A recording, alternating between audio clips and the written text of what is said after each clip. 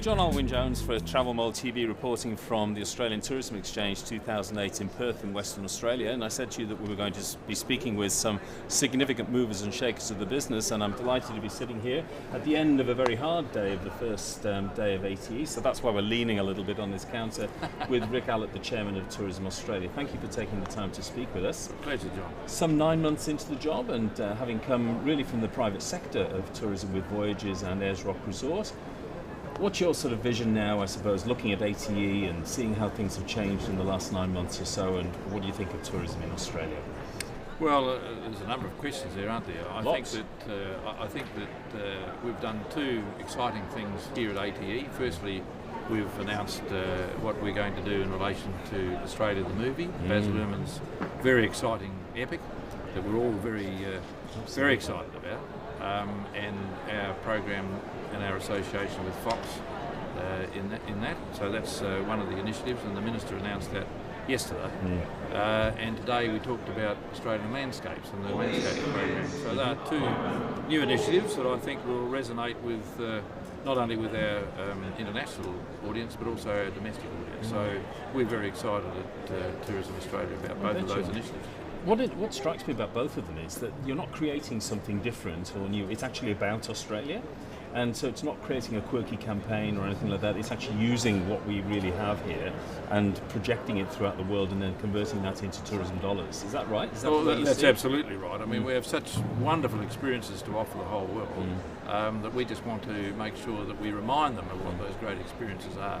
So both of those programs are aimed at that. I've got a feeling as well, though, that that's increasingly becoming apparent that the state and federal governments are working with one sort of voice these days and moving in the right direction, and there's a commonality happening. I think so, and I've made it my business after coming on as chairman to make sure that we have a close alignment with the state tourism officers, and in fact with the other industry bodies, because I think we're all looking to achieve the same thing, and that is greater tourism numbers, greater tourism spend in Australia, and we just want to enlarge the pie. Sure. Look, and I know this is a challenging question for you as the chairman, because this is a nuts and bolts thing, but we are facing challenging times with the exchange rate, with fuel and so on. What's your message to the tourism industry in Australia as chairman of Tourism Australia? At the end of the day, you're the head man of the largest organisation in tourism. And if I was a little operator of a B&B in Dubbo or a four-wheel drive operation in Cairns, what's your message for these guys? Oh, look, I think that we have a wonderful industry. We've been through some adverse things before. The pilot strike, comes to mind quickly. I think that sticking together, keeping your eye on the ball, keeping focused, and we'll get through this difficult period. I mean, the product we have to offer is, I think, second to none in the world. And turning to ATE itself as an exhibition, I mean, this is the first time you've been here as the chairman of Tourism Australia.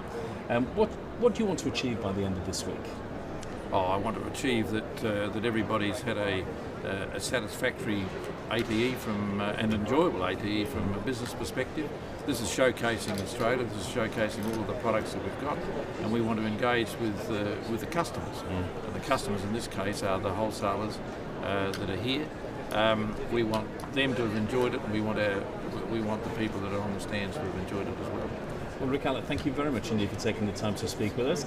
Challenging times ahead, as you say, but as I said, I've got this feeling that at last the industry and the public sector are pulling together in the same direction, and I'm sure that a lot of that's down to you. So thank you very much indeed. Thank you very much, John. This is John Alwyn-Jones reporting for Travel Mole TV from the Australian Tourism Exchange in Perth, Western Australia.